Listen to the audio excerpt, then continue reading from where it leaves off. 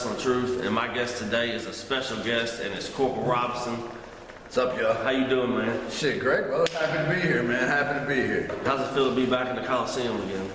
Man, it's been nostalgic, honestly. The dead truth, man, and that's what we all about this show, man, is I was so geeked out. You know how long it's been since I've been to a building at like noon?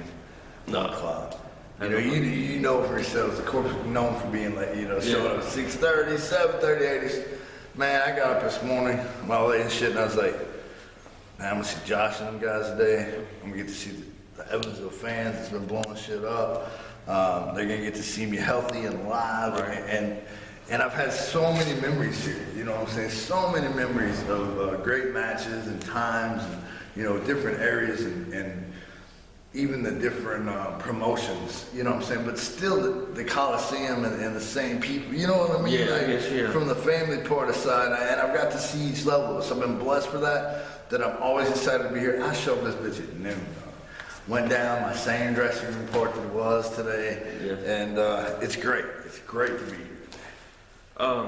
For the people that don't know, just kind of tell us how you got in the wrestling business. Well, I started back and right around the year 95, 96, and I had just gotten home from the Marine Corps. I just got discharged finally. We got back from a deal in Bosnia, and they had found out that I had seizures when I was younger. This was after the conflict. I got stabbed and all that, so the medical records came back. But due to the fact that I'd been hurt in combat, the fact that the recruiter had lied about that time, I didn't re-up after my 4 years. So I did my 4 years. They gave me an honorable discharge due to my service and my fact. And the Marine Corps really went to bat for me. The Navy was ready to ship me under the bus. They had a loophole. They found out something that was, you know what I mean? Yeah. But the Marines and the guys in the Brotherhood that was there really stuck by me. They really stuck by me, and that's what got me my honorable discharge. Your final 3 or 4 months in, you do like small detail type shit, and mine happened to be out of Clarksville, Indiana, at the recruiting station type deal. So I got to kind of be home, you know what I'm saying? Being from Salisbury and shit, not seeing nobody for a minute. I was kind of be home, and what we always did every Tuesday night was go to the Gardens, you know what I'm saying? That was a mainstay back when I was young, right. You know what I'm saying? Like Tuesday night, the Gardens, Saturday at noon, you know what I'm saying? Like that and fishing, and you know what I'm saying? Like that was our days. That's what we look forward to, you know what I'm saying? And so that's what we did. We got back that Tuesday, and we had Marine Corps t-shirts on, man. And Doug Gilbert was a real big heel at the time. And I'm not for sure. I think it was Doug and Tommy. It was Doug and Tommy versus Jamie and Wolfie. On a big tag team feud going on. And Doug Gilbert walks up to me at the guards, and he sees my Marine shirt. Well, me and Doug are great friends, and he's a great guy, unbelievable guy. But at this point in time, it was a little bit, I didn't know, I was 100% one of them. This is real. This is 100%. And that's kind of what kept keeping my mentality to now. You know what I mean? I wanted them that just kind of fast forward a little bit to something, but he grabbed my shirt. He goes, "You Marines ain't nothing but a bunch of pussies." Well, we had just buried one of my best friends from you know what I'm saying? So we were taking that shit super serious, you know what I'm saying? And when Doug grabbed my shirt, brother, my homie was on the left side, dog, and I just laid him out, dog. I straight right as fast as the typical corporal plan, as fast as I could light that motherfucker up, I hit him.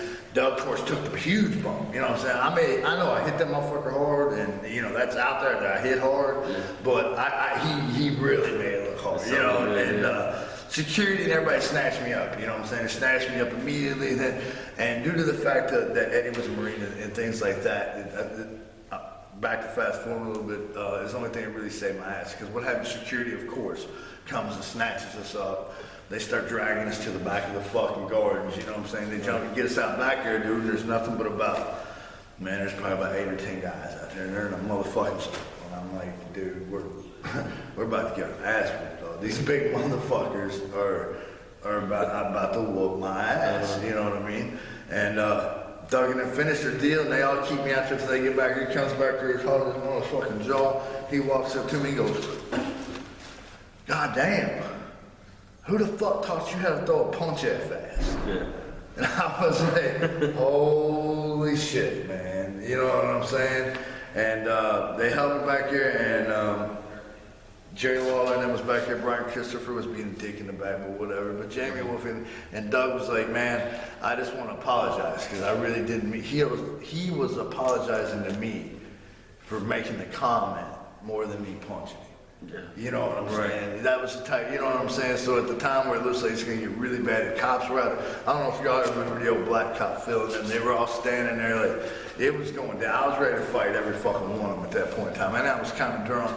And he was like, man, have you ever thought about pro wrestling?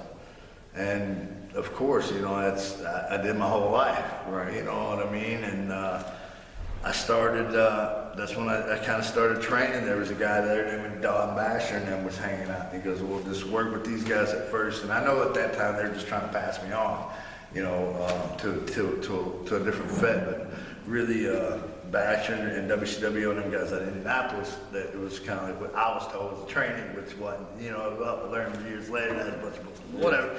But them guys did give me a break.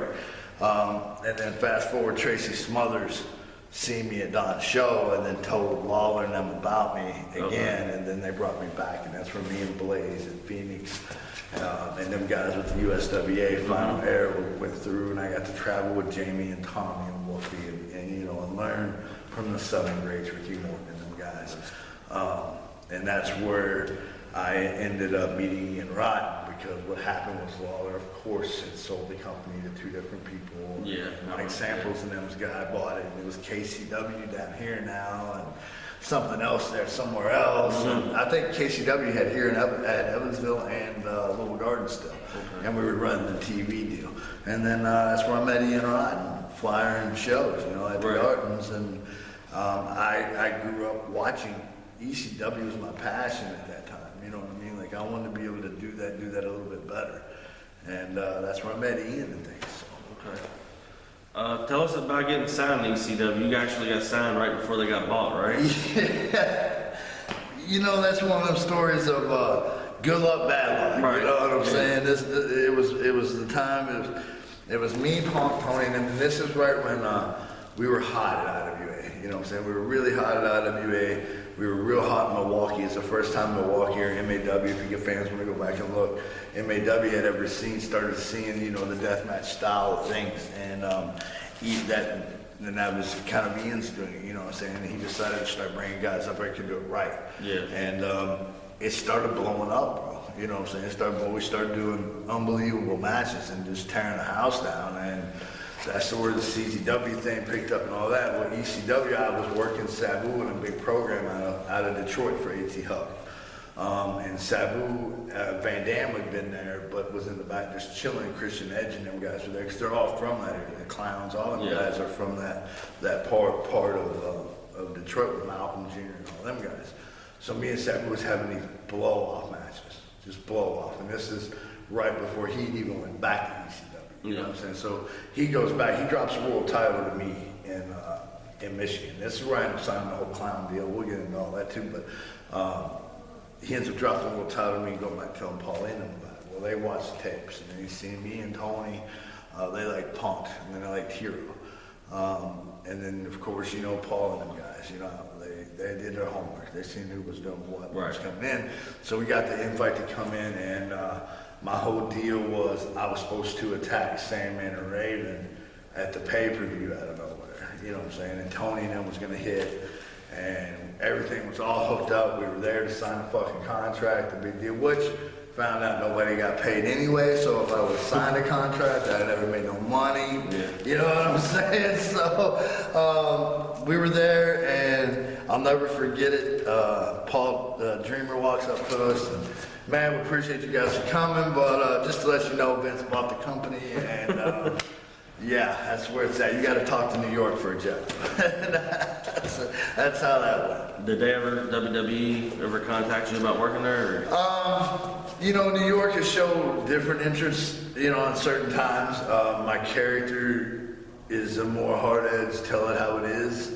It was more of what they let happen. A CM Punk can say, say whatever the fuck you feel like. But with my character, it's a little more violent, and we'll do whatever it takes to, you know what I mean? So there's been some interest here and there. I think there's a better shot of it here in the next 5 to 10 years with the way things are going and the way Vince is, and he buys everything hot. The indie scene's blowing up, and you know what I'm saying? Bar major injury or a final career, hopefully my last run, maybe, you know what I'm saying? Because the indie guys are finally getting their dues, and we're putting on the best shows and the best product out there, bar none, and it's being noticed everywhere. Okay, I gotta ask you, because I know you've been in a lot of brutal matches. Let's talk about your worst injuries and almost dying in the ring. Because I heard about that. I wasn't there, but I heard about it. Yeah. Oh my God. Fuck. It was a deal with, it was the IWA Mid-South, and it was a world title deal. Ian Rock was dropping the world title to me. I had just been to the point to where I came in there from a KCW pretty boy guy and went into doing death matches because Trailer Park Trash was a little bitch who bailed out, and I saved his ass. I saved Ian's ass, you know what I'm saying, because he wouldn't do the job and was just being a big bitch, and they needed somebody to wear Pondo and these gimmicks, and here I am, this pretty boy, whatever, and Ian's like, man, I was like, I'll do it. And right there was my mentality already. Look, I already want to step this up. You know what I'm saying? I want to learn how to do this right. I want them at the end of the night to go, that wasn't fake. You know what I'm saying? I don't care what anything else they did tonight was. That right there was not fake. So that's where I went into the deal with Pondo and doing the deathmatch style.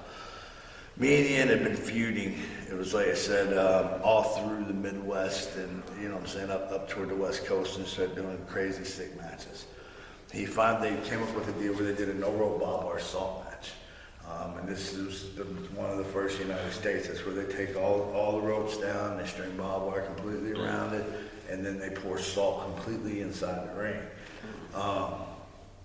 Including if fans bring the weapons. So not only do you have fans bringing the weapons, now you have a no-rope barbed wire assault match. Yeah. Okay, here's the kicker in the teeth. And there's a huge snowstorm. So a show that probably should have had about 500 people was sitting there with about 40 because nobody could get to the building. Yeah. You know what I'm saying? Yeah. And the thing is, that's the hard about deathmatch. Everything's filmed. You know what I'm saying? So just because them 40 people wasn't there, this had already been hyped up everywhere. People were waiting for it. We knew the DVD was going to be good, so we wanted to go straight. And plus, it was a world title change. I was beating in for the world title at IWA. You know what I'm saying? So it was a big moment, for us to go back to the Kmart building the following Thursday where there's 500 we know are going to be at, and me got the world strap, So we start the match off. Here, I'll take it out. I'll be able to show the scar a little bit better. Probably fans want to see that crazy shit anyway. I know I'm pretty, ain't I? It's the ugliest shit ever. There was a weapon a fan had made, and it was wrapped in a bunch of light tubes. So me and Ian's psychology thinking on this whole point was, we'll bust that glass. We'll use that glass to get color and shit, and then we'll limit the bumps we take inside the ring, because what we'll do is get cut up and gashed up, and then that way the blood and you know what I'm saying, we can end up the burns and shit, it'll mean more. You know what I'm saying? The bumps and shit we're doing, it'll mean a whole lot more. Right. So that was our idea. Now, us brain surgeons and, us being the smart guys that we're known for, didn't check the inside, which was completely plate glass. So it was I'd say from the side of the wall, wrapped in fluorescent light bulb tubes, and on the inside of it was nothing but plate glass. Okay. All right, so when we decided to bust it, the way I told him to do it was just bust it over my back. You know what I'm saying? And the light tubes are shattered, we'll have that glass, not knowing the insides were there. So when he busted it, Of course, it lacerated my back and everything, but the glass chunks were so bad. You see the scar right there? Yeah. Right, I don't know if you fans in there, you can see it's right here. I went down, the glass broke, it came up stuck in the side of my head, in the temple, just the whole chunk stuck, which severed my main artery going to the brain. So I pull it out, I shoot blood. There's a girl sitting 4 rows deep in a white shirt. It's all on film. And when I pulled that out, it sprayed her complete white shirt and her ticket stub of her dad's, which I eventually one day autographed for me. Yeah. But soaked this girl's shirt. Damn. So I start bleeding profusely. Me being pissed because I'm thinking Ian just hard-weighted me, and we're fucking 3 minutes into the goddamn match. You know what I'm saying? So I'm mad. So me being mad, I instantly start firing. You know what I'm saying? I start fucking firing right at fucking Ian's head. I'm throwing taters, bro. I wasn't pulling a fucking punch. I'm drilling. And he's trying to hold my head. He's like, brother, trying to stop it. And I'm blasting his nose. I'm blasting his fucking face. And you fucking hard-weighting me, you son of a bitch. And he's holding my head, Corporal, we gotta take it home. And I'm black, I broke his nose, his eye, and this man's trying to save my life at this point. You know what I'm saying? He sees how bad the gash is. So he's like, we gotta take it home, it's bad, well finally I start getting weak. I'm thinking, well maybe he's right, you know, so you know what I'm saying? I'm losing, no, I bleed a lot anyway, brother, you know what I'm saying? But I'm losing buckets and buckets of blood everywhere. So he's like, all right, take it home. So Ian Rotten, being the nice guy that he is, decides, all right, well, take my finish. Well, Ian Rotten finished. Now, let's just say my head's gashed completely and bleeding. The ring is filled completely with salt. Is the double arm DDT into the salt. You know what I'm saying? Hitting the ring. So when he gives me the double arm DDT, all that salt sticks in the side of my motherfucking head. Which completely not only burnt the living shit out of me, but infuriated me even more. And then I seen he was pretty much in tears, like, we got to go. They literally, I'll fast forward it since I kind of went into it. The match ended right there immediately. I wouldn't let them carry me back because at that time they were freaking out so bad I thought it could lead to the fact it might be my last, so I was not being carried out of the arena without being on my own terms. Right. And I collapsed through. One of the coolest things ever was at the point where the ambulance was already in the dressing room by the time I had made it. They'd already hit 911. It was that bad. They strapped me down, and luckily the hospital was literally 2 minutes, right around. It was right there. If that not being the case, I would have died. I'd lost so much blood. They said I was 4 minutes away from them being able to stop it to save my life because I'd already lost that much amount of blood. But the crowd, brother, lined up from the building all the way to the entrance of the hospital. Wow. So from the time where they took me down to all the way in, the crowd was chanting and clapping. And, that's awesome. Know what I'm saying? Yeah. It's one of the moments that you know what I'm saying, even dying and realize, you know what I'm saying, it sticks in your mind. All right, let's heat this up a little bit. Heat? No, man, I don't know nothing about heat. What's your thoughts on Joseph Swartz? Oh, you son of a bitch. Yeah, you're going heat right there, bro. You just fired up a whole. I got many fucking things on this cocksucker. You know what I'm saying? Because the only thing I can give him credit for was he listened to me when I cut the promo. The gimmick you got's been a joke for 20 fucking years, and you'll always be a joke. I think that actually sat into his stupid ass mind. And now he's not considered a fucking idiot no more because of this shit with me. He personally is one of the most egotistical bastards I've ever met in my life. And that's a huge thing in this business that I hate.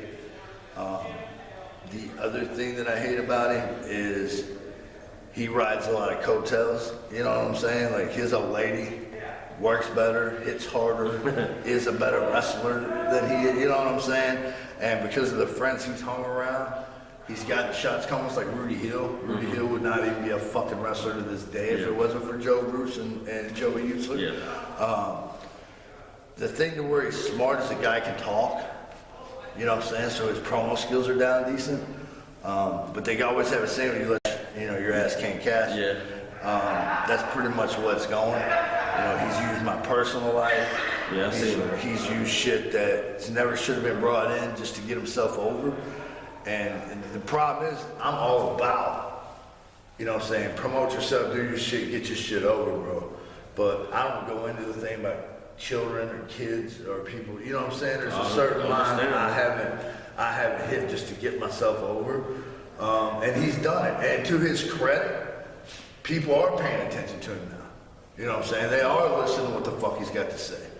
Why? Because they know I'm gonna murder him. And they know it's not a work. You know what I'm saying? Like, you know me, Josh. I don't have to have a wrestling ring. You know what I'm saying? Right. I'll show up at your motherfucking crib. I'll be at your house. I'll be at your cousin's house. I'll be at your brother's. If I got a personal beef with you, I'm gonna find you. I'm gonna beat you senseless. You know what I'm saying? There's not an arena, there's not a building, there's not a promoter. That man knows that I don't. There's nowhere that fucking asshole can hide. You know what I'm saying? So the boundaries and the shit that he did to overstep them, that's fine, because what he's built so far using me, I'm gonna end every bit of it for him. You know what I'm saying? He was a joke before he started, and when I'm finished with him, he'll be even a bigger joke. Let's talk about other enemies in the business. Boy, we're going bang bang. Josh, you didn't even let me get a drink. Small nothing, man. You just right away start firing off. Who the fuck do you hate? And these cocksuckers out here. Oh my God, you see what your old man's doing to me, woman? Yeah. All right, shoot, Josh, shoot. Yeah, are you asking me personally, enemies? Yeah.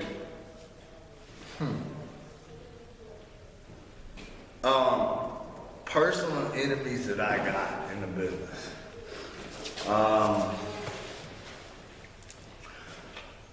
I wouldn't say, okay, one, Rudy Hill.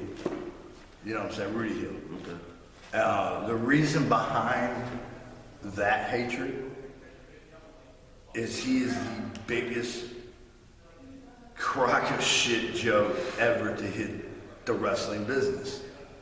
You know what I'm saying? And to even have the gumption, because you're homies with to put a world title on yourself or try to run, and you can't hit a clothesline as your own finish, brother, is a travesty. And the fact that he's used Joe and Joey's name to try to build off of a business that we bled and murdered and killed ourselves to make our names, and him just to have a name because of that, because he's not a badass. Right. He's not tough. He's definitely not hardcore. He's had 2 heart attacks because he did fake the show because he couldn't go 10 minutes. I mean, if we want to shoot, we'll shoot all day. Another shoot, motherfucker, Joe Bruce booked that match at the guy there for me to murder you, dick. That's a fact. That's a motherfucking shoot. That match was booked at Joe Bruce's house in the studio because you took a shit on his toilet when you left, you grabbed some cash, and you bailed on the fucking company. That's the motherfucking truth. You didn't deserve to be in the business. I was going to expose you in this business, and anytime I ever see your face in the ring, out of the ring, I'll expose you for being a pussy too, and that's 100%. I pray to God, any booker out there watching this, book that match. I'm begging you. I'll work for half. I will hurt that guy. That's legitimate heat. You know what I'm saying? That's legitimate heat. Worst promoters.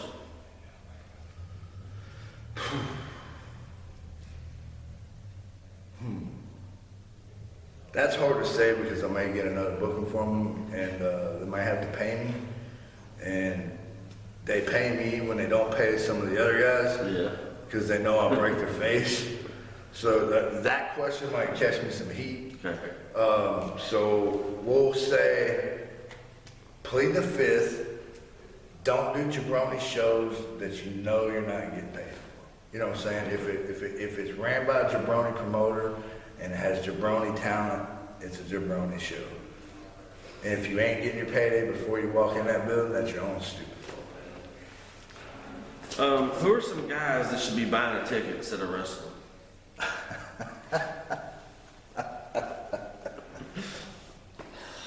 Oh my God. The problem with that question, Josh, is I don't know the guys' names out there because they're that fucking horrible. Okay. You know what I'm saying? Like, to keep it real, man, like, I mean, if I knew their names, I could tell you, look, yeah, this motherfucker needs to buy a ticket. Let me put it this way. There's about 50% of the dressing room, 60% that deserves to be there. That other 40% needs to buy a ticket. Okay. And should be out there. And the other thing, Josh, if they're in a dressing room where I'm at, that's the stories you read about where Corporal smacked the motherfucker or told him off. You know what I'm saying? Yeah. And it's up to legends like myself and other ones to police that. If there's an asshole in a dressing room who needs to buy a ticket, then it's your fucking fault for letting him still be in there. That's the way I see it. Because if they're a piece of shit in that dressing room and don't deserve to be there, just like you've seen before, I'll throw this shit right out the back goddamn building. What about most overrated? I'm gonna get heat for this, but I'm gonna be real. Okay. Madman Pablo.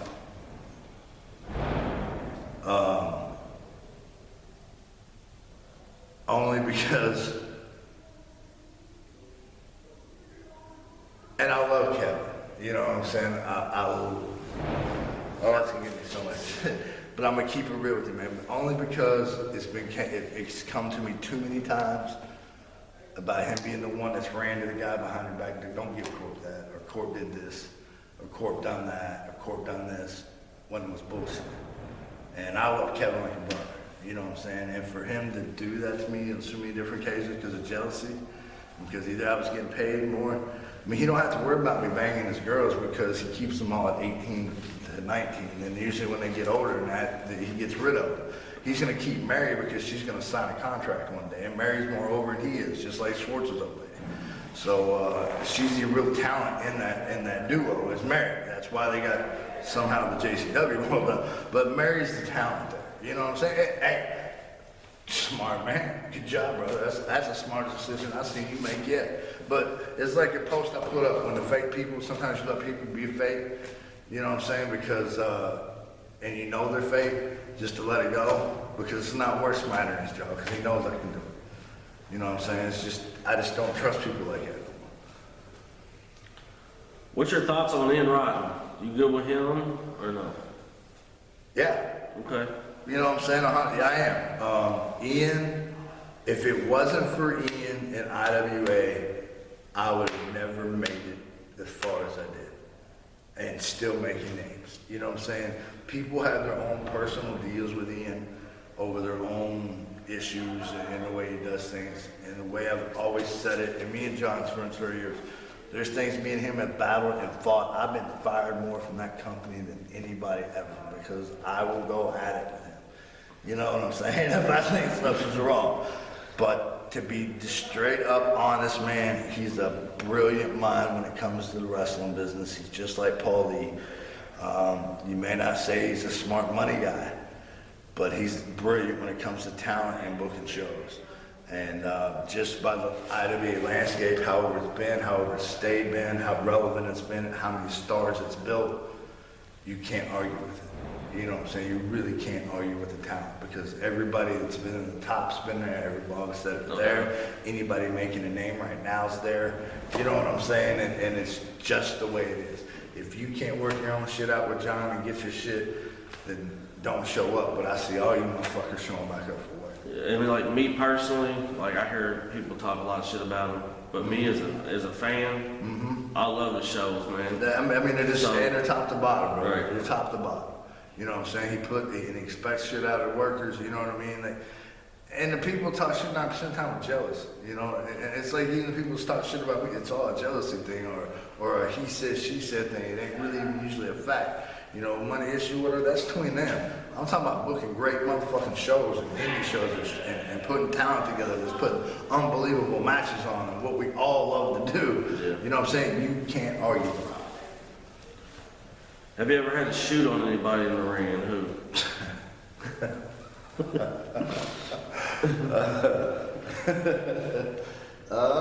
Yeah, you got a few you want to bring up that you've heard, or you want me to go into? You can just go into a few.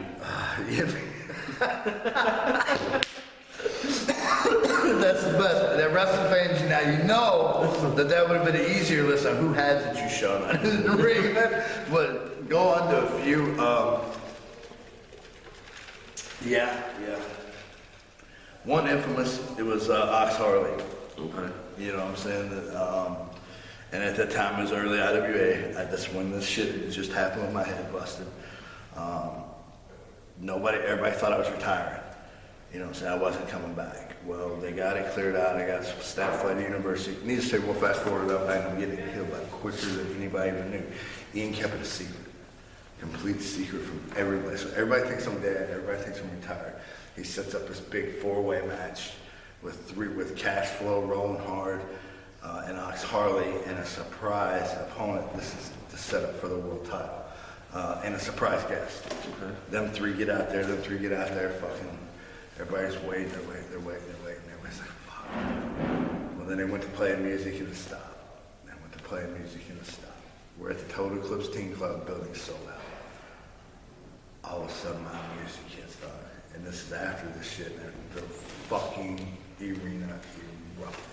Because not just out of happy to see me, but happy I was alive, happy, you know what I'm saying? It was sheer emotion of a bunch of different things going on right there that was just one of the moments that you never forget, you know what I mean? Like, the whole Vic Philpott, these guys, they'll all testify, you know what I'm saying? They'll testify to all this. That place fucking erupted, you know what I mean? And, everybody knew to stay away from my head, you know what I'm saying? They knew to stay away from my fucking head. For some reason, that pop and that whatever, I took personal to. You know, he was already a little jealous because I was starting to get mad over it anyway. That's right, we were just leaving the Kmart building, getting ready to go into doing the team club, and then was going to go to Shakey's and then Charlestown, of course. And what happened was there was this metal rod, and he starts wearing the fucking side of my head out that's already busted. You know what I'm saying? Everybody's been told to stay away from. And Roland sees it. And I love Lenny, God rest his soul, Rolling Hard. He just tackles him, boom, you know what I'm saying? Tackles him right there, Cash rolls me out. Cash, one of my best friends on the planet, starts chopping me. You know what I'm saying? I'm like, you fucking dick, I'm mad already, and you're chopping me, you son of a... Just calm down, calm down. I'm like, no, I'm gonna kill this motherfucker. I'm down, fuck this shit. You don't know me, I don't give a fuck. I'm whooping out here. Motherfucker, everybody need to stay the fuck away. No. But finally, I got Cash and Lenny worrying about me. You know what I'm saying? They're all worrying about me, right? Ian does the deal where he has a slide-in deal with fucking Ox, where they take him out or whatever, and he gets to the back. And they're holding me at the other end of the team club, brother. Okay. So I can't get to this cocksucker, you know what I'm saying? Because I'm going to kill him at this point, out there. So what happens is we start going back, and I've never been disrespectful to Ian in front of people or the public, because I just don't do that to promoters. I will never disrespect a promoter in front of his locker room, and I'll never disrespect a promoter in front of his fans. That's just, if we have a problem, we can take it behind closed doors and discuss it. Right. It's nobody else's business. That's just true etiquette. But at that point, I was so mad. I told Ian, I said, get your fat ass in that dressing room. I'm gonna fucking hurt this son of a bitch. And at that point, Ian knew I was fucking fuming. And I was wrong. I had to apologize to Ian for that because I should not have went at him that way. But he also seen my head bleeding, and he also understood the severity of it. Now, let's set the stage. Ox is 260, stocky, 6'3". Corporal Robinson, gashed head, 6'1", 225. Just got out the Marine Corps. Odds are I should be able to stomp my head in the ground, right? And was an established deathmatch guy. So we go through the back, go through the curtains, oh, fuck you, this and that. Ian's like, move the pool tables, everybody circle around them, let's go. Let them go. Just like men, we're gonna settle this like men. And boy, God, I was all about that shit. And right there is where I put my foot down on being a locker room general and standing up.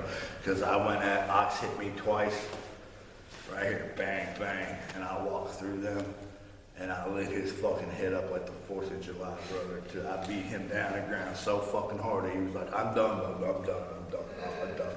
And he disappeared for a long time after that. But, that was the very first and initial set of, you know what I'm saying, you're going to fuck with me or try to hurt me, I will hurt you in or out of the ring. The other one was Brandon Prophet, was a big one. I'm sure you heard, I don't know if you heard about that one. I haven't heard about it. Yeah, he had went all over the internet talking about how big of a badass he was and how he was going to whoop everybody. He could stand toe-to-toe with me and Ian and everybody at Pondo and all the time, and you know what I'm saying, face to face, blast for blast, and he's calling everybody out to a fucking razor blade board death match. You know, and this was a dangerous death match to begin with, but let alone throw people's names in the mix. Well, he'd done some shit. Ian at that time had already embarrassed Peter Be Beautiful for doing that same type of thing, and he was going back to set an example. Well, Ian had gotten hurt, so he had called me. He's like, Corp, I'm hurt, I need a favor. I know it's a razor blade board death match. I don't know what can, you know what I'm saying? And things. He goes, I'm leave it to you. Handle this. And I told the kid, he was like, I don't know if he's gonna be safe, he's gonna be unsafe. You know what I'm saying? It's your call completely on however you do it. So right off the bat, I'm calling the spots with the kid and make sure you got to go toe to toe. We got to build before, you know, if we go, we're only going in the razor blade board twice. I'm going to take a bump, you're going to take a bump, that's it. We're not going into this thing, you know, 510 times like these fucking kids try to do nowadays, you know. The gimmick's built up to go one major bump, period, initially. You know, now we do it where it's maybe two, you know what I mean? But that was the whole deal. We set the deal up, we set the whole deal up right off the bat. We're trading blows, and he's not hitting me at all. And we're at Ida. And I'm like, kid, you're gonna have to hit me. I'm gonna give you one more chance. Lay it in. So, you know, we're doing strikes. You know, we don't have too many gimmicks to get over here. We're strikes. We gotta get strikes over. This fucking cocksucker misses me 4 feet and asks me why I didn't sell it. And I commenced to beating the dog shit out of him. If you see the video on it, you can see there's a form spot right here once, twice, and the time I hit him, he dropped like a sack of potatoes because I knocked the fucking teeth down his throat. I gave him one spot. His deal was he was supposed to give me a back bump onto the fucking blades because I want to give the kid something because usually you're not beating nobody if you don't give him nothing. So I wanted to let him redeem himself, you know what I'm saying, since he was going to take the big bump through the fucking deal to the floor. I was going to give the kid some big, you know, hope spot. Yeah. Son of a bitch picks me up, sits me ass down, on the razor blade board where it cuts my ass cheeks, my asshole, my legs, my top thighs, everything, and nobody can see it. You know what I'm saying? It's in my pants. Right, yeah. So the fans can't even see my back gashed open, and I'm completely cut the fuck open, and I'm fuming. At this point, I knocked the dude half senseless. I set the boards up, and I drove into the fucking concrete floor through them motherfuckers. Who are some of your closest friends in the business? A lot, man. That's a lot of names, man. Even the Brotherhood, Too Tough Tony, definitely John Williams, Mitchell Page, Russ Morgan, rest in peace, J.C. Bailey, Roland Horde, Nick Gage, Tremont. There's a guy, a new kid that's named Brooks Hardy. You'll see him. He's a new up-and-coming deathmatch guy. He's awesome. Jimmy, them guys, great. Dale Patrick's for the young guys. You know, I love Dale. Murdoch. You know what I'm saying? Me and Murdoch's pretty tight. Reed Bentley. Mitchell Page will always be one of my closest friends. Suicide Kid. Joey Owens out of Indianapolis. Out of Milwaukee area, I would say Kurt and them. And even though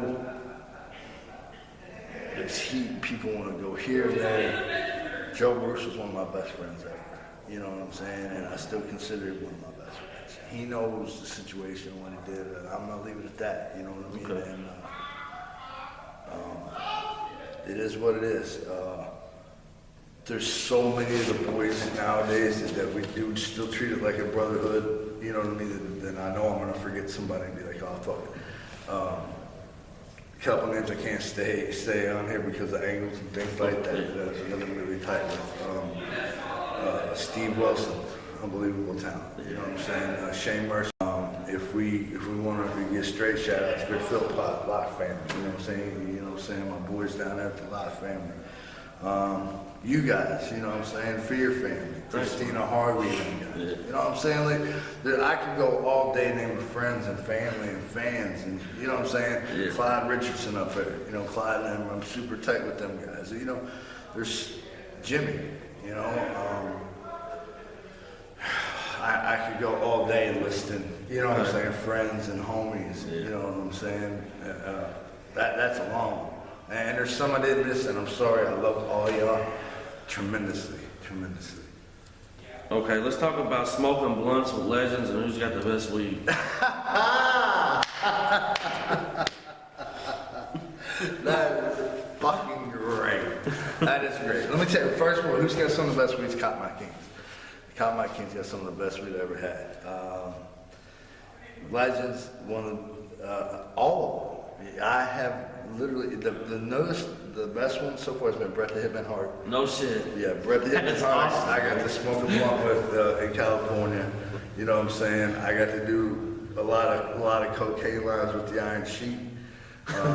You know what I'm saying? I did every major ECW talent. I'm super close with me, Balls, you know, Gary Wolf, Axel, New Jack, Raven. You know what I'm saying? Yeah. Stevie, you know, so many, me and Scott Hall, brother, there's not a drug we didn't do. You know what I'm saying? Like, you know what I mean? There's not a drug, Necro. You know what I'm saying? I'm gonna throw him in there because he's one of my homies for life, and I probably did more drugs than him than I did anybody, just about. Me and Tony, fuck. That's another one that we can list for days, Josh. We're gonna have to do a part 2 to this too. You know what I'm saying? Because there's so much shit we can get into, man. We can make this almost like a 2 or 3 part series, bro. Right. And I'm totally down because you do good shit, man. Thanks, man. You hit me with questions that I thought about, you know, last few days. I'm thinking he's gonna ask me, and you're hitting me with the left, right, left, like I'm selling it, not ready to juice, because you're asking me good shit that I wasn't prepared. Because I do get hit in the head a lot. Like Sherry Martell, so you smoke weed with something. Hawk, that was one of our most awesome ones. Road Warrior Hawk, you know what I'm saying? Some unbelievable weed with him. Ricky Morton, Robert Gibson, you know what I'm saying? Jamie and Wolfie. Every major Southern star there was, I smoked them. Yeah. Is it cool to talk about JCW or not? Yeah, no, go ahead. I just wanted to know. No, go ahead, man. Go ahead. For real, you know me, Josh. I keep it 100. Yeah. I keep it 100. You know what I'm saying? And if there's something I don't want to go into, I'll let it out. Why? You know what I mean? I just wanted to know what led you to leave JCW, because I've heard a lot of different rumors. I just wanted to know from you. What led me to leave is. Like I was saying, me and Joe were best friends for a decade. It is still hard for me to talk about it because I still love the company today. I helped build that business, you know what I'm saying? And I got a lot of guys over there, and I love JCW. I love it with a passion. The bottom line is some politics got involved. Some people thinking not on our right hands, not just me, because I was at fault as well as some other ones. You know what I'm saying? And the thing is, you know, some people took it a little bit under the bus more than others. You know what I mean? And it was a two-way street, and it was wrong on both ends. And I love them guys. I love Joe.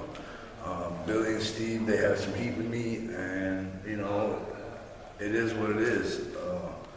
There's nothing I can do about it. For the fans that got hurt in that, I apologize. I apologize today. I apologize a million times. That never meant to happen, and it never should have happened. If it was done right, you know what I'm saying? Here's the other kicker, Josh. I don't know if you ever knew this. Even though these accidents were like, hey, did you get tickets from Corp? Go stand in this line. People that didn't even have tickets, you know what I mean? Yeah. Every person got it free, brother. Okay. You know what I'm saying? Yeah. Be honest to God, every person got it free. So be initially on the outlash, let's keep it between us, between me and them, and quit making it a media blow up like you got fucked over, you know what I'm saying? Because you really didn't. But if you need the person here, I'm sorry. I'm sorry. You know what I'm saying? I'm sorry you got fucked. There's some other people that should say that too, but if they don't, they don't. I can't speak for them. You know what I'm saying? I love that company. I love Juggalos. I mean, I built that bitch. I gotta tell you, know what I'm saying? I mean, and there's a lot of Juggalos coming today that thank me for everything I've done and what I've done. And when I go back there, you're gonna have to wait. Okay. You know what I'm saying? We're gonna have to wait and see what happens. But you can never say never in this business. Not wrestling, that's right. You can never say never. I respect Joe and Joey, you know what I'm saying? I'm not gonna sit here and diss like everybody thinks I'm going to, you know what I'm saying? When they're fuck Joe, fuck him. No, man, I'm not doing it. I didn't protect your family, I didn't protect your crew, I didn't protect the label for 20 fucking years to sit up here. And when I was mouthing off a little bit here and there, you gotta understand, I was under a lot of narcotics, but I've been sober now for 4 months, you know what I'm saying? And, you know, I'm still in a shit ton of pain like that, but I'm me, you know what I'm saying? And I'm speaking from the heart. I love her family, I love her kids, that's why I was telling bullet, you know what I mean? And I'm gonna leave it at that, you know what I'm saying? The ninjas that are there, I love y'all. If you don't love me, you don't. I'm still gonna do me. The thing is difference between me and Rudy Hill, I was Corporal Robinson before ICP, and I'll be Corporal Robinson after ICP. True. Which death in the business hurt the most, man? There's been a lot.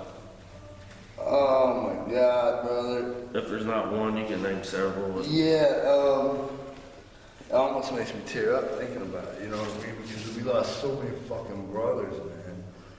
So many. The three that hits me, like just bang, bang, bang, was Jay Drums, JC Bailey, and Rolling Hard. You know what I'm saying? Because they hit me so close, bang, bang, bang. You know what I'm saying? I buried Hawk, I buried that. You know what I'm saying? Chris Candido, I buried. You know what I'm saying? So many, but Jay Prodigy. You know what I'm saying? But I buried so many close people that I traveled and toured with daily that it hurt. You know, I spoke at Rollins, you know what I'm saying, with his family, his kids, and man, it's just like burying one of your homies from overseas, you know, what you're in combat with. It's no different, bro. It's the same shit I went through there. You know, the heartache's the same, their families, you know their kids, you know their wives, you know what I mean? Like, we're a brotherhood here. Anybody that knows each other here, we're a brotherhood here. The ones that ain't a brotherhood, brother, we bounce out quick, man. All right, man, I'm gonna name some names off to you, and you just give me the thoughts on that person, okay? Okay. The first one is Clyde Richardson. Loyal, good friend, always had my back when I needed it. Tracy Smothers. Best heel ever in the business. Too Tough Tony. One of my best friends on the planet.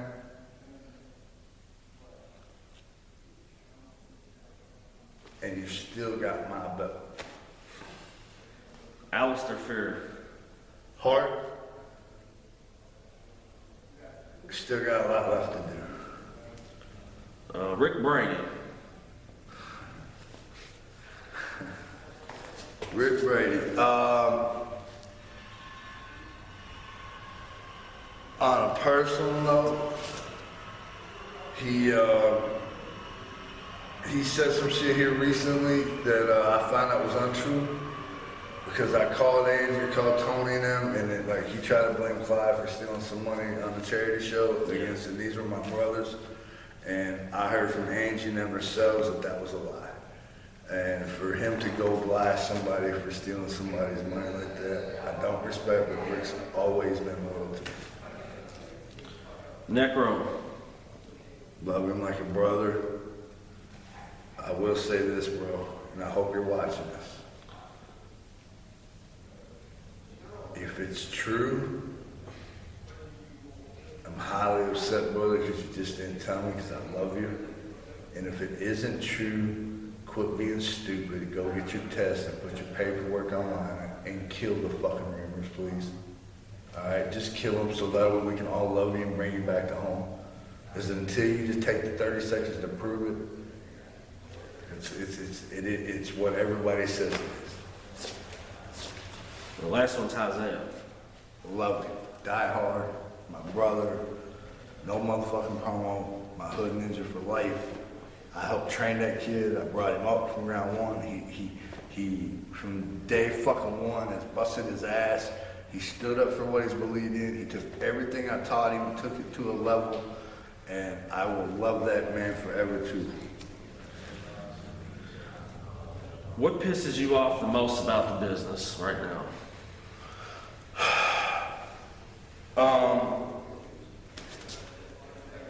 People right now, at this point in time, right, is what you're asking me, John? Yeah. At this point in time, the independent scene's got the best they've had it in 20 fucking years because of the way the business is going. And if you can't take your shit and make it a reality, if you can't make people believe, you're fucking up. You're fucking up for us and everybody else. And if you can't get with the program, and if you can't do what's needed for the rest of us to keep pushing things on and keeping these kids over and getting shit over and us finally get paid, keep getting paid, you get the fuck out, man. And if you don't deserve to be here, get the fuck out. Because if I step in there or any of my boys step in the ring with you or in an arena with you and you don't deserve to be in this business, we're putting you out of it.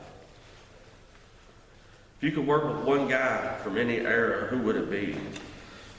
Bruce Brody. Okay. All day, just because of the battles and brutality of matches I've had with all the other ones. Mm-hmm. Bruce, I never got a chance to, and I think me and him would fucking rip the house down. Best locker room fights? I've been in a lot. Tommy Dog, well, I told you about one with Ice Harley. You know what I'm saying? I beat up a Tommy Dog one night, you know what I'm saying, in BBW. Is that the one in Mutual? Or? Yeah. Yeah, I heard about that one. Yeah, that was one Mutual where he went and hit him, you know what I'm saying, tried to grab mine. I beat the fuck out of him so bad he says he's going to get his gun. As I bashed his face into the ground. There's been a bunch that's been a disrespectful assholes that I've just fucking cleaned house with quicker than the guy did on Operation Repo. You know what I'm saying? There's been many, man. There's been so many. Anybody that's, you know what I'm saying, that's talked crazy, you know, that's stepped out of hand, we've dealt with it. And I'm one of the nicest guys in the world, dog. You know what I'm saying? You know it. I'm very humble. I'm very respectful. But I'm also one of the most dangerous, craziest ones at the same time. You know what I mean? Just because of that reason, I stand up for what I believe in and for my friends and my family. All right, we got another heat question here. Here we go. Hot potato. In your opinion, who are the top 3 biggest pieces of shit in the Indies?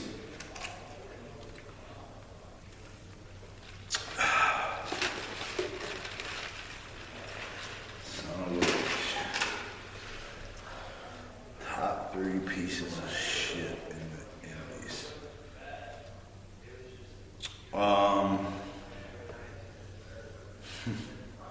I can name a plethora of them. Josh, I wish you'd give me a minute. Because it's that same question of, there's so many, I don't know their names. That's cool. You know what I'm saying? Like, Yeah. There's so many of them, I can't think of their real, it's like the Kamala Junior 3 and the Ultimate Warrior 17. And, you know what I'm saying? And these little bitty stick guys that are running around that are my 9-year-old daughter or bigger than, that they think they can go out and have a paper world title. You know what I'm saying? Like, anybody that's a yard or a joke that's not doing what they're doing. You know what I mean? Like, I consider all of them, they're like grouped together. It's like not just the one, there's a group of them. And they need to be extinguished, and they will be. They will be. Okay, this question actually came from somebody from Facebook. They want to know if you want to talk about your time as a Power Ranger. As a Power Ranger. Yeah. Yes, you know why? All right, that was my very first gimmick, Josh. First gimmick ever, all right? This is when I was training, when I told you with Don Basher and them guys. And the best is they were like, you know, you do hooded gimmicks when you're first breaking in, because if you got a pretty good face, they want to keep you as a baby face when you learn how to work. Yeah. You know what I'm saying? That's what you do, is you sell the character. Well, Brandon got idea. Well, hell, he goes, you gotta come up with a mask gimmick, man. You know what I'm saying? Some kind of gimmick. Just fucking go do it. You know, I was agreeing. Fuck, I'm gonna be the Black Power Ranger. You know what I'm saying? I'm gonna gear it all up, dog. Man, that was the best move I made in my life, bro. Did you realize the pictures and the gimmicks I sold from fans, from being the Power Ranger, dog? I was making more money as a greenhorn, not in the business 2 weeks, than boys were making that been in it 5 years. You know what I'm saying? And the best part was I was throwing super kicks and back kicks and flips. And it really got me over into the Corporal gimmick, you know what I'm saying? Because what I was doing was practicing there. And it got so over that I wasn't a jobber, they started pushing me. Yeah. So, you know what I'm saying? So it backfired a little bit on them. But you know what? That was one of the smartest gimmicks I'd ever did. Most heat. It's the most heat you ever got it. From what? Nah, we can do. From a fan, from a person, from... We can do, let's do. Yeah, like where the most heat ever had in the building? Yeah, the building, there you go. Okay, ECW Arena, no doubt. IWA, CCW Invasion Angle, Zandig, kayfabe, everybody that we were coming. And including the Philadelphia Police Department. And and he had us that night hit, and at that point in time, me and Mitch Page was doing this unbelievable feud. One of the bloodiest, craziest feuds I've ever done in my life was with Mitchell Page. We topped each other night after night after night. And at the end of them, we were challenging CZW, telling them that they wasn't shit. Their fans wasn't shit. Their wrestling was just shits. You know what I'm saying? We were just shooting all over everything before shooting was even popular at the time, you know?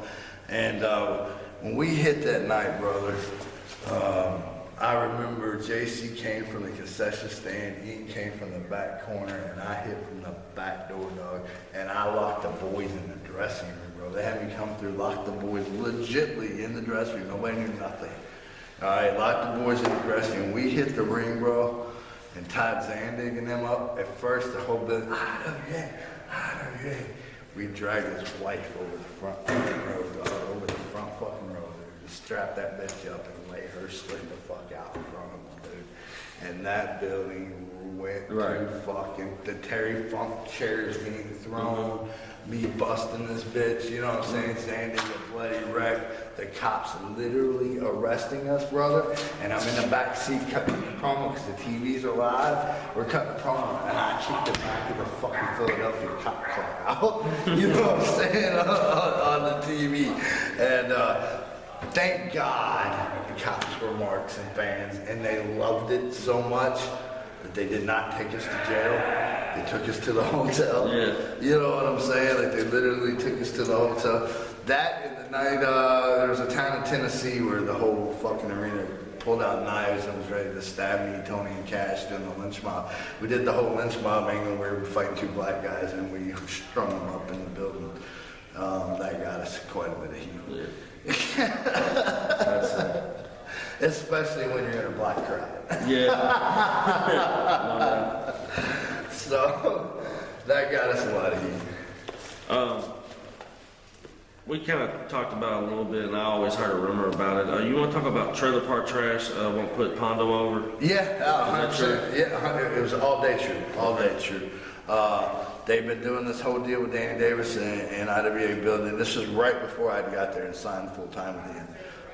And you know, Pondo had been putting trash in them over, and it was time for the IWA boys to finally get the revenge back on them guys. And they didn't want to do business. Trash set up the whole deal. Everything was good. Everybody else was good, and he walked out. Ian told him he was putting Pondo over that night. It was No Blood, No Guts, No Glory. I think 96, if I'm not mistaken. I'm thinking that's the exact show it was. I could be wrong, it could be 97. I'm pretty sure it's 96. I want to say 96. And he was just a puss. And then from that point on, he was known as a joke everywhere. I'm good friends with Rob, Nick, all them guys, and they're great guys. I've done great business with every fucking one of them through all the companies. Yeah, he was a joke. He's a piece of shit. You know what I'm saying? He didn't want to do business, didn't want to work, didn't want to do it, and he fucked it up. But you know what? His mistake. You know what I'm saying? So, Trailer Park Trash, thanks for being a bitch. Because you being a bitch helped me make money. Thank you, nigga. Thoughts on drugs in the business? Oh, this is a trick question.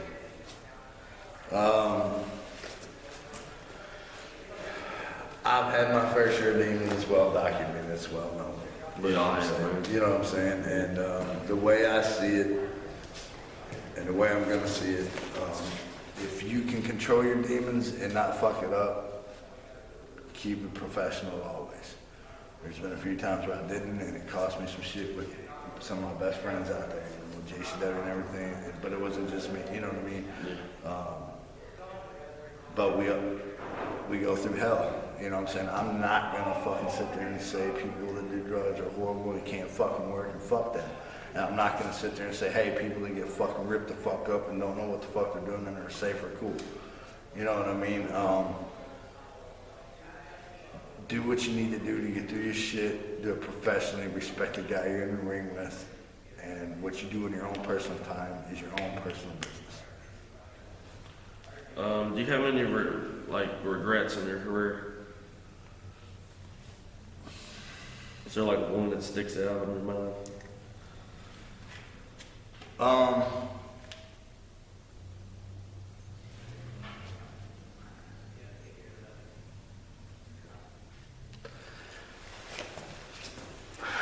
Regrets. I'm a firm believer in everything happens for a reason. You know what I'm saying? Is there some things I would have done different a little bit? Yeah.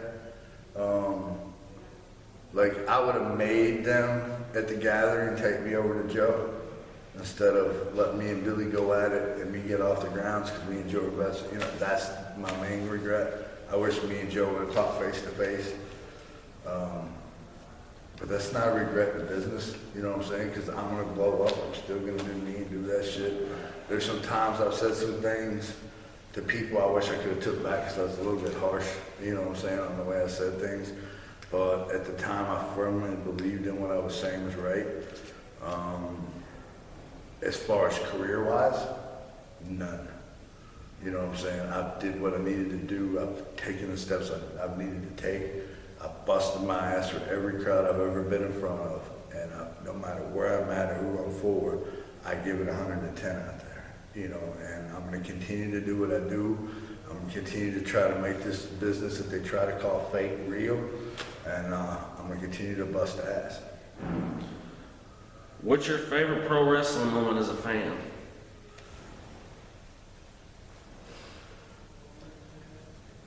Wow. I got a couple. Sandman, Raven coming out with Sandman's kids. Yeah, I remember that. You know what I'm saying? Yeah. And the whole feud and heat and angle of Raven taking his children. You know what I'm saying? Any of us that have kids, and, you know, this is not, you know, and you really think about this. The Raven Sandman angle is almost as heated as the Mia Schwartz thing. You know what I'm saying? Like every personal angle has been shot. The difference is Paul Heyman was behind that, and this is real life. You know what I mean? That's the only difference in that angle. Funk and fucking Taker, brother. There's, you know what I'm saying? Terry Funk Sabu, you know, that's another one. I can just go on and think of moments that were fucking amazing, great moments, you know. Dudley Boys and them coming out, you know, riding crowds at ECW and then tearing it up with the Hardy Boys and them guys at WrestleMania. You know what I'm saying? There's so many awesome, unbelievable moments, you know, and to help be a part of a lot of the newer age moments that happened, you know what I'm saying? Like the JWO being formed at Elizabeth Coliseum. I don't know if too many people know that, but it did. Hot angles in Philly that we shot on out of nowhere that nobody thought would be major, you know what I'm saying? The blood feuds that went down, you know, that's the great thing about wrestling, you know, is we make our own memories, you know what I'm saying? And if you make them good enough for the people and the fans, that's what it's about. That's why we do what we do, is the memories. You know, when we're gone one day, our kids can look back on these videos and these matches, and you know, people talking about their dads and what happened here and this story and that story, and that's why we do what we do, man. We do it for the fans and we do it for the fucking memories, man. In closing, man, I appreciate you doing this interview. My pleasure, brother. It's my pleasure. Anytime, man. Just stay tuned. I'm on Facebook now 24/7 whenever I need to be. Shit's getting real. You know what I'm saying? Shit's getting real. It's real fun right now to be a wrestling fan, because if you don't stay tuned to the indies and what these guys are out here doing right now, you're going to miss it. You're going to miss what's going on, and you're going to be the next best shit. Because John Moxley was just with me 4 motherfucking years ago. That's a fact, Dean Ambrose. So that's just a little bit of an example. Goes down to CM Punk, I still put pickles in your fucking bag. So, thanks, man. Pleasure, brother. Pleasure.